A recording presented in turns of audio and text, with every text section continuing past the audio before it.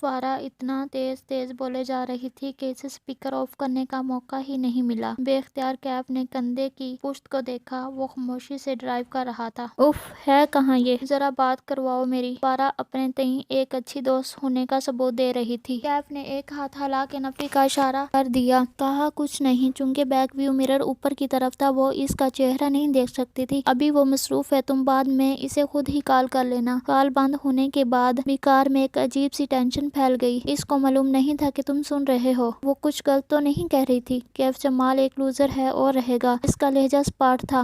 جان Maxwell کا تھا، تم پیسے سے کبھی نہیں جیت سکتے۔ اس کو کمانے پہ فوکس کرو تو مادیت پرست کہلاؤ گے۔ کمانا چاہو اور کما نہ سکو تو لوزر ہو۔ بہت کما کے خرچ نہ کرو تو کنجوس ہو۔ اگر کما کے خرچ کرتے رہو تو فضول خرچ ہو۔ اگر کمانے کی فکر نہ کرو تو تم ان ایمبیشن ہو۔ اگر بڑھاپے تک بہت سے پیسے کے مالک ہو تو تم بیوقوف ہو کہ اس پیسے کو قبر میں لے جانا چاہ رہے تھے۔ پھر کیا کرنا چاہیے پیسے کے ساتھ؟ پیسے سے جیتنے کا بس ایک ہی طریقہ ہے بوس، اس کو مٹھی میں نہیں دبا لینا بلکہ ڈھیلی گرفت کے ساتھ اس کو پکڑنا ہے اور پھر کھلے دل سے اس کو قابل قدر چیزوں کو حاصل کرنے میں صرف کرنا ہے۔ ذرا توقف سے بولا، آپ سے ایک درخواست ہے۔ دوبارہ ان کی کال آئے تو مجھ سے بات مت کروائیے گا۔ ان کا میرے اوپر احسان ہے۔ میں نہیں چاہتا کہ آپ کے سامنے ان کو کچھ ایسا بول دوں جس پہ مجھے بعد میں شرمندگی ہو۔ ساری بات ہی ختم ہو گئی تھی کاش وہ اسپیکر آف رکھتی۔ سیلون ایک کمرشل بلاک کی 2 منزلوں میں پھیلا ہوا تھا۔ تیسری اور چوتھی منزل پہ کوئی جم تھا۔ بوس کشمالا نے آنکھیں کھولی۔ بصارت کے آگے اب بھی دھند تھی۔ اس نے پلکیں جھپکائی۔ وہ لفٹ کے فرش پہ چہرے کے بل گری ہوئی تھی۔ اس کے سامنے وہ پنجوں کے بل بیٹھا اسے پکار رہا تھا۔ وہ بدک ہتھیلی کے بل اٹھی، پھر چونک کے ادھر ادھر دیکھا۔ لفٹ کا دروازہ کھلا ہوا تھا۔ وہ گراؤنڈ فلور تھا۔ باوردی گارڈ باہر کی طرف کھڑا تھا اور کیف اس کے سامنے بیٹھا تھا۔ آپ ٹھیک ہیں؟ وہ فکر مندی سے پوچھ رہا تھا۔ اس کا ہاتھ بے اختیار سر کے پچھلے حصے کی طرف گیا۔ درد کی ٹیس ابھی تک اٹھ رہی تھی۔ کیا ہوا مجھے؟ اس نے الجھن سے ادھر ادھر دیکھا۔ لفٹ پیچھے آئی تو آپ اندر بے ہوش تھی۔ گارڈ کو معلوم تھا کہ آپ کس کار سے نکلی تھی، اس لیے وہ مجھے بلا لایا۔ آپ کی طبیعت ٹھیک ہے؟ ہاں میں ٹھیک ہوں۔ چلو۔ وہ تکلیف برداشت کرتے ہوئے اٹھنے لگی۔ مگر ہوا کیا تھا؟ وہ تشویش سے اسے دیکھ رہا تھا۔ چلو نا۔ اس سے پہلے کہ لوگ جمع ہوتے وہ اٹھ کھڑی ہوئی۔ سر گھوم رہا تھا لیکن وہ بظاہر خود کو سنبھالے قدم اٹھانے لگی۔ پرس مجھے دیں۔ اس نے نرمی سے اس کے ہاتھ سے پرس لے لیا۔ پھر وہ گارڈ کے سامنے رکا، بٹوے سے 500 کا نوٹ نکال کے اسے تھمایا، اس کا شکریہ ادا کیا اور کشمالا کے پیچھے چل دیا۔ کسی نے گارڈ کو روک کے پوچھا کہ کیا ہوا تھا؟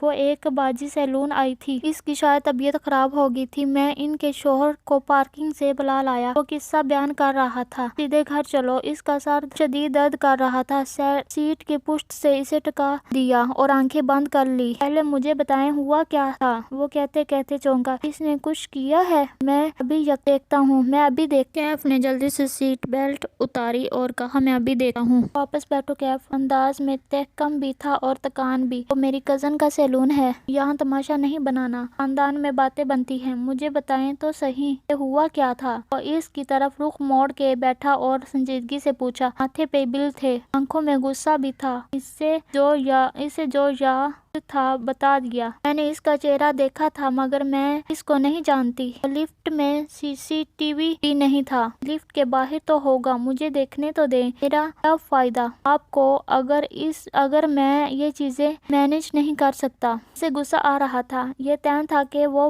نہ پولیس رپورٹ درج کروائے گی نہ شور ڈالے گی۔ میں نے کہا نا یہاں تماشا نہیں بنانا، گھر چلو۔ وہ تکان سے بولی۔ سر میں شدید درد ہو رہا تھا، اس آدمی نے بہت زور سے مارا تھا۔ ٹھیک ہے مگر میں واپس آؤں گا اور آپ کا نام لیے بغیر ان کے ریکارڈز ضرور نکلواؤں گا۔ ایسے کیسے کوئی آپ پر حملہ کر سکتا ہے؟ وہ ڈرائیو کرتے ہوئے برہمی سے کہہ رہا تھا۔ اس نے پہلی دفعہ کیف کو غصے میں دیکھا تھا۔ جیسے وہ میرے گھر میں خون پھینکواتا ہے ایسے ہی وہ مجھ پہ حملہ بھی کر سکتا ہے۔ اس نے اپنا چہرہ نہیں ڈھانپا ہوا تھا، اس لیے میرا نہیں خیال وہ آپ کا تعاقب کار تھا۔ یہ کرائے کا آدمی ہوگا مگر اس نے ایسا کیوں کیا؟ وہ سوچتے ہوئے کہہ رہا تھا۔ ایک منٹ، اپنا پرس چیک کریں، کچھ مسنگ تو نہیں ہے؟ اس کا ذہن ابھی تک شل تھا۔ وہ جو اتنے عرصے سے صرف ایک وہم لگتا تھا آج حقیقت بن کے سامنے آ گیا تھا۔ اسے میں اسے پرس کا خیال ہی نہیں آیا تھا۔ میں نے پرس کھولا اور اندر سے ایک ایک چیز نکال کے دیکھنے لگی۔ موبائل، کارڈ، کیش، ویسا ہی تھا، البتہ ایک چیز وہاں ایسی بھی تھی جو اس کی نہیں تھی۔ اس نے میرے بیگ میں کچھ رکھا ہے، وہ تعجب سے بولی تو کیف نے بیک ویو مرر کا رخ ٹھیک کیا اور اس کے عکس میں مالا کو دیکھا۔ ایک سلور رنگ کا لائٹر الٹ پلٹ کر دیکھ رہی تھی۔ وہ ایک سلور رنگ کا لائٹر الٹ پلٹ کے دیکھ رہی تھی۔ کوئی میرے بیگ میں سگریٹ لائٹر کیوں رکھے گا؟ مجھے دکھائیے۔ کوئی ریکارڈنگ ڈیوائس بھی ہو سکتی ہے، لیکن وہ نہیں سن رہی تھی۔ وہ لائٹر کی نچلی سائڈ کو اوپر اٹھائے کچھ دیکھ رہی تھی۔ وہ مجھے اپنا نام بتانا چاہتا ہے، وہ تلخی سے مسکرائی۔ لائٹر پہ اس کا نام لکھا ہے؟ واقعی؟ کیف کو حیرت ہوئی۔ موٹر کاٹتے ہوئے پوچھا، کیا لکھا ہے؟ کشمالہ نے لائٹر پہ لکھے 2 الفاظ پڑھے، ماہر فرید۔ اس نے ایک جھٹکے سے بریک لگائی، کار کے ٹائر چرچرائے۔ آرام سے کیف۔ لیکن وہ تیزی سے پیچھے گھوما اور لائٹر اس کے ہاتھ سے لے لیا، پھر اسے اونچا اٹھا کے دیکھا۔ اس پہ واقعی انگریزی میں لیزر انگریونگ سے ماہر فرید لکھا تھا۔ کیف کا حلق خشک ہونے لگا۔ ناممکن! بالآخر مجھے میرے طاقہ کار کا نام معلوم ہو گیا ہے۔ کیف نے چہرہ موڑ کے اسے دیکھا۔ اس کا چہرہ گلابی سا ہو رہا تھا، سبز آنکھوں میں الجھن تھی، ناسمجھی تھی۔ اس نے بہت سا تھوک خشک گلے سے نیچے اتارا۔ آپ کسی ماہر فرید کو جانتی ہیں؟ لہجہ سرسری بنایا۔ نہیں۔ کشمالہ نے گردن دائیں بائیں ہلائی۔ میں نے یہ نام پہلی دفعہ سنا ہے۔